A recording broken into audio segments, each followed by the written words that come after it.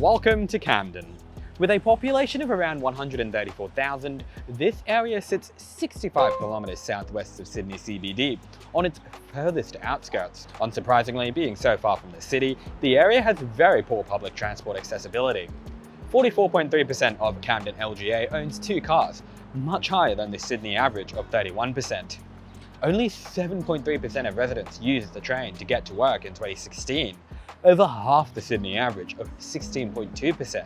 Suffice to say, this is a very car-dependent area. But it didn't have to be this way. God, it absolutely did not. For if we rewind the clock 61 years, we'll uncover the lost Camden Railway. This 13-kilometre railway ran services from Campbelltown to Camden from 1882 to 1963. In the first Lost Sydney episode in almost a year and a half, follow me as we uncover the lost Camden Railway. Before I continue, massive shout out to my monthly Ko-fi supporters. Please do consider supporting me over on Ko-fi if you can. Also, please subscribe if you haven't already, and after the video, be sure to check out the rest of Building Beautifully, where I discover Sydney one story at a time.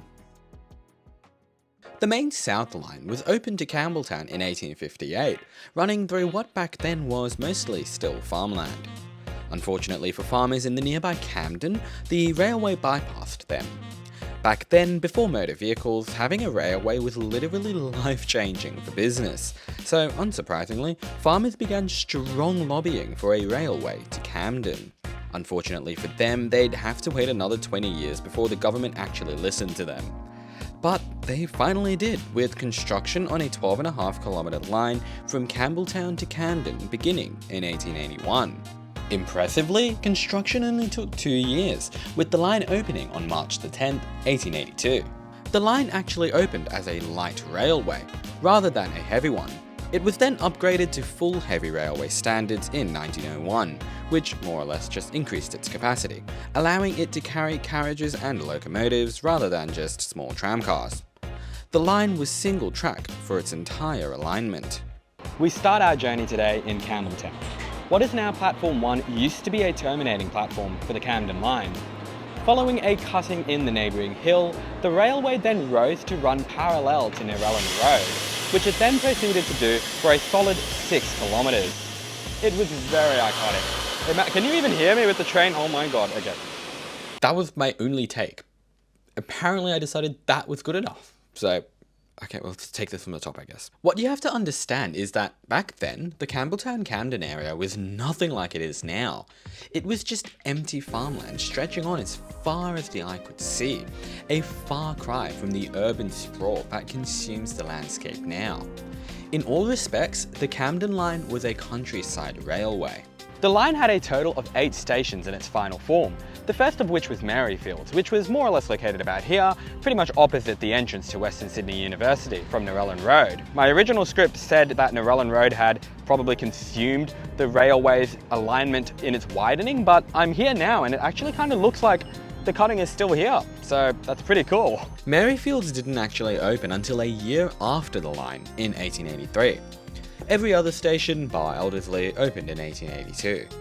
It opened as Rudd's Gate, but was renamed to Maryfields in 1938 to match the name of the property.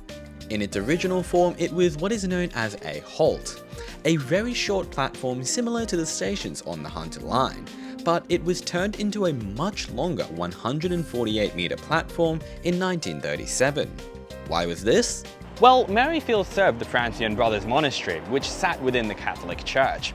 Every Good Friday, huge crowds of people would get off here via special trains in order to commemorate Jesus at the monastery. Quite interestingly, the church has well and truly outlived the railway.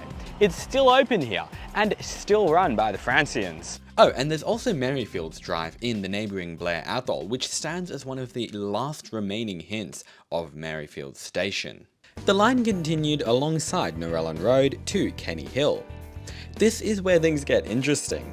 The terrain here was so steep that a large cutting needed to be made to allow the railway to make it up the hill. Indeed, this was one of the only forms of earthwork that the Camden line actually required. Narellan Road runs through this cutting to this day. albeit the cutting has obviously been massively widened and altered in the years since. Look at all that traffic. Oh my f***ing god. What an absolute nightmare. And it isn't even peak hour yet. And there's that many cars. Gee whiz, I wonder why. Do you reckon it's because there's no railway to this area with like 100,000 people living there? Nah, couldn't be that. Despite all this earthwork, this was still a very steep hill, especially for the steam trains that defined the Camden line's entire existence. This section of track was 1 to 19, the steepest grade in the entire state.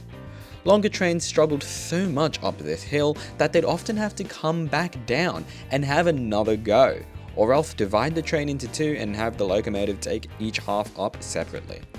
Mind you, it was steep going both to and from Camden, so there truly was no escaping. Kenny Hill Station was located around about here, right next to Narellan Road. The station wasn't really anything fancy, just a halt. I'm not really sure who the station served, probably just farms in the local area. Kenny Hill in general is a bit of an enigma. Other than Narellan Road, the surroundings of the station have barely changed in 100 years, somehow escaping the curse of urban sprawl. There's a few rural houses that I can't get to using Street View that presumably still own all this land. Good for them. Continuing along, we arrive at Tramway Drive, a pretty damn obvious hint that a tramway used to run here, although the drive only opened after the railway closed. The railway continues along the exceptionally wide Narellan Road to Currans Hill Station. Currans Hill Station used to more or less be here, with the railway roughly following Smeaton Grange Road, which I think sits in the cutting of the railway. Unlike the previous two stations, Currans Hill actually still exists as an official suburb, but the station itself is now surrounded by the industrial estate of Smeaton Grange. Smeaton Grange? Seriously, who came up with that name?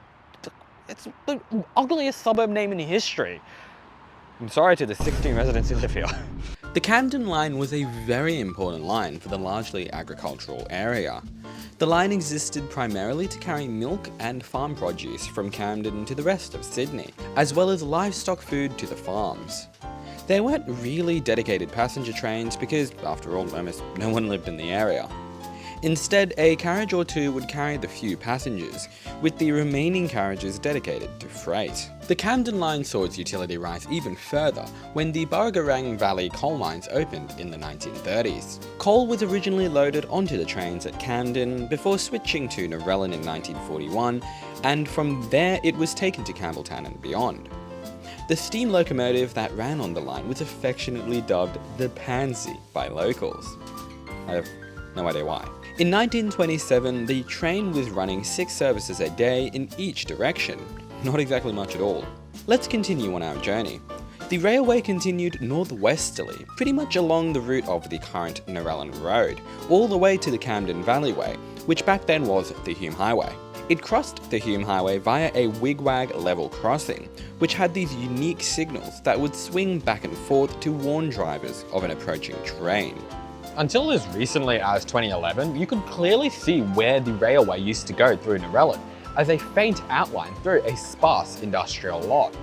Of course, then they rather rudely decided to turn this lot into a shopping centre.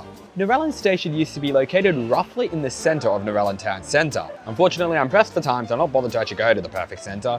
And you wouldn't have known I wasn't in the perfect centre unless I just told you that, so I don't know why I did that. But honestly, just imagine the railway had remained here, and they'd built the shopping centre over the station, kinda like in Hurstville. Narellan Station wasn't just a halt like the other stations we've seen so far. It actually had a full platform, a station building, and a small goods yard with a coal loader.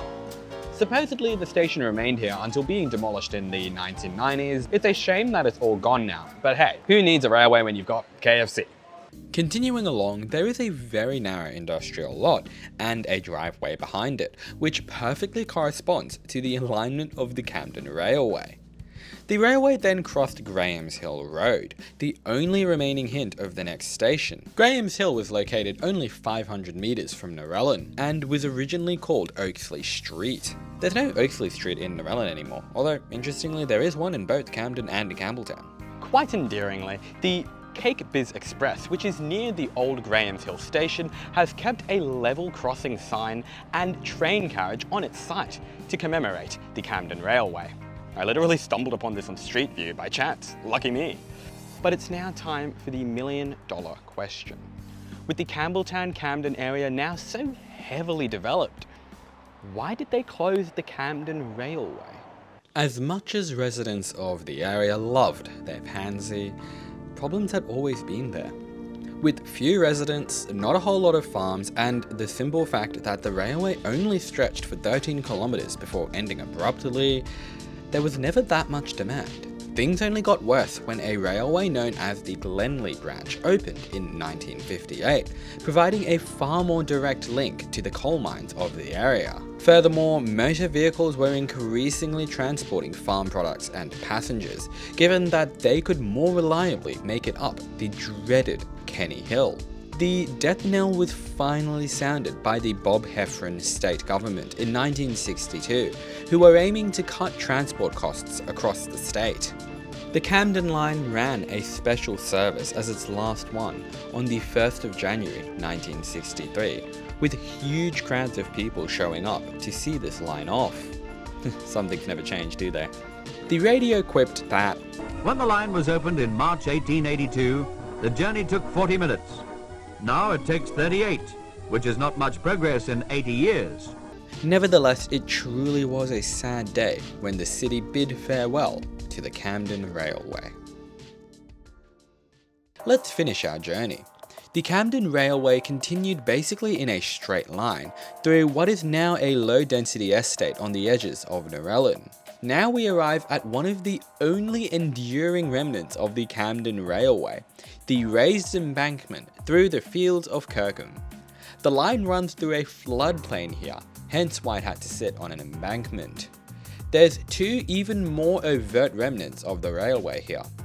First of all, there's a badly overgrown bridge over Condren Creek. I seriously cannot believe this is still here.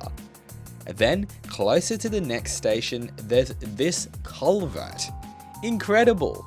Here I am now on Kirkham Lane, very nearby to the former Kirkham station. This is roughly where the level crossing used to be. It's actually a bit further south that way, but I couldn't stop the car there. The station opened as Penrith Road before being renamed to Kirkham's Lane in 1883, then simply Kirkham in 1938. The station was very small, like most of the others, but lucky for those who used the station, had a small waiting shed. Kirkham is indeed still a suburb. However, just like Kenny Hill, it's interesting how little the area immediately around the station has changed. It's still very rural. From here, the railway started making its way closer to the Camden Valley Way, with a station at Elderslie. Other than Maryfields, this is the only other station that opened after the railway, in 1893. It was originally called Carpenter's Lane, before being renamed Elderslie in 1924. Elderslie is still a suburb. The Camden Railway crossed the Nepean River on this very bridge, the Cowpasture Bridge. This steel girder bridge was built in 1990, replacing the old 1860 timber bridge. When the railway closed, they simply widened the road. From here, the railway entered Camden town. There was a siding into dairy farmers, which importantly was the source of a lot of the dairy produce that kept the line open for so many years. And then the line finally arrived at its end. Camden Station was located roughly here. It was a pretty large station with a decently sized station building, goods yard and goods shed. It's instead occupied by this company, Cabuto. Kabuta? Kubata? Okay, who designed that logo? That brings us to the end of the Camden line. With the benefit of hindsight, one must ask with the utmost incredulity, why did they close the Camden Railway? The Campbelltown Camden area is now one of the most sprawling, car-dependent areas of Sydney. There is no doubt in my mind that this area would have benefited massively from still having a railway. Well, when the line was closed, the government probably just didn't anticipate that anyone would live here anytime soon. Furthermore, motor vehicles were just more efficient, especially at the steep Kenny Hill. That steep hill consistently brought trains down, and somewhat fittingly brought the entire railway down too. To the government of the day, they weren't closing down an essential rail corridor that could one day be used to better transport future residents to jobs and services all over Sydney. They were closing down a steep, unprofitable, inefficient railway that barely anyone used, one that simply could not compete with motor vehicles. Indeed, there are actually plans to build a railway through this area once again. The Western Sydney Airport Metro is proposed to be extended to south from Aerotropolis to Macarthur, with stations confirmed at Oran Park and Narellan. The Narellan Metro station would be located slightly to the west of the old Narellan train station, sitting perpendicular to the old Camden Railway. Now, this will probably not be built for quite a few more years to come, but this railway seriously could not come fast enough. I have no doubt that this area sorely needs it. But what if, instead of spending decades waiting for a new railway, the Camden line had never been closed to begin with? Well, perhaps Macarthur Station would never have been built in the 1980s. Instead, the T8 may have turned northwest to head to Camden. The Camden area in general would have been a far better connected area of Sydney, rather than the generally isolated, difficult to get to area that it is today. Alas, that future was not meant to be. Instead, the Camden Railway, the Pansy, is doomed to remain a memory of the past, forever lost to time.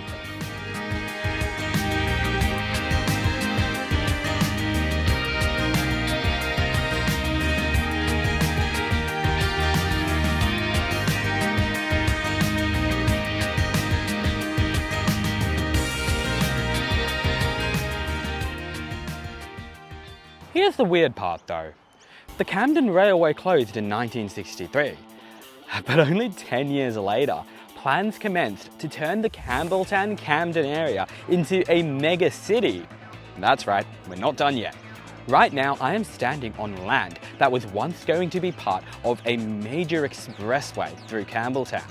To make up for the fact that I haven't made a Lost Sydney video in a year and a half, this was secretly a double episode of Lost Sydney all along. Stay tuned for the next episode, where I explore the failed plan to build expressways, highways and railways that would have turned Campbelltown, Camden and Appin into a huge triple city conglomerate. I've been researching this video for a few days and it feels surreal to actually be here. This is so rural. I looked up this word before I got here and I've now forgot. It was Broughton or Broughton? Somewhere out there in an alternative universe. This is the location of a huge motorway interchange.